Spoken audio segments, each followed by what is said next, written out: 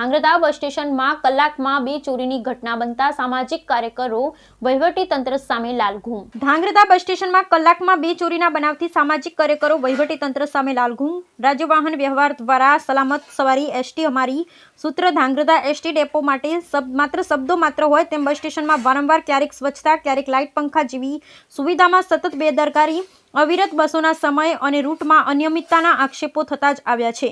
મુસાફરોને પૂરી પાડવા જોઈતી ફરજિયાત સુવિધાઓમાં એસટી તંત્ર સરેઆમ નિષ્ફળ સાબિત થઈ રહ્યું છે। તેવામાં ધાંગધ્રા એસટી ડેપોમાં બપોરના 12 થી 1ના સમયગાળામાં 2 મુસાફરોના પાકીટ ચોરાતા રોષની લાગણી સામે આવી છે।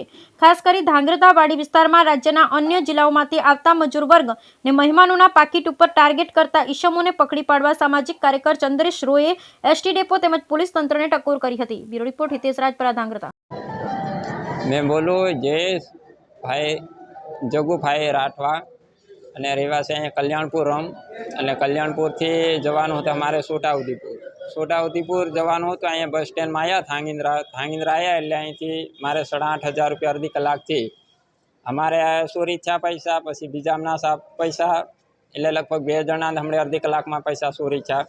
રવિ ને શનિવારના ટાઈમે અહીંયા કાંઈ માટે ચોરી થયા વસ્તુ, એટલે આનું કંઈક ધરપકડ કંઈક થયું હોય તો કંઈક કાર્યવાહી કરો।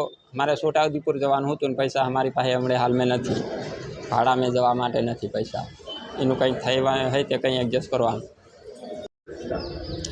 નમસ્કાર, આજરોજ ધાંગધ્રા એસટી ડેપોમાં 2 વ્યક્તિના પાકીટ ચોર દ્વારા એક બેનનું 10,000નું પાકીટ ચોરાણું છે અને એક છોટાઉદેપુરના વ્યક્તિ છે એઓના 8,000 રૂપિયા ગયા છે।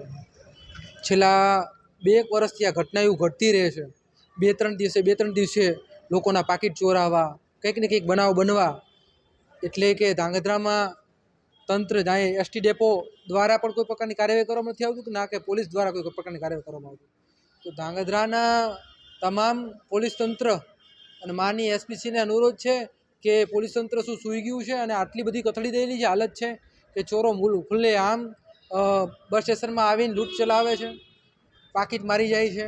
તેમ છતાં ના એસટી ડેપોના મેનેજરના પેટમાં પાણી હલતું નથી, ના। મારું નામ નીતિનભાઈ પ્રેમજીભાઈ મોરી છે। હું નરસિંહપરામાં ભુંભરિયાની ખાડે રહું છું અને મારા ઘરે મહેમાન આવ્યા હતા।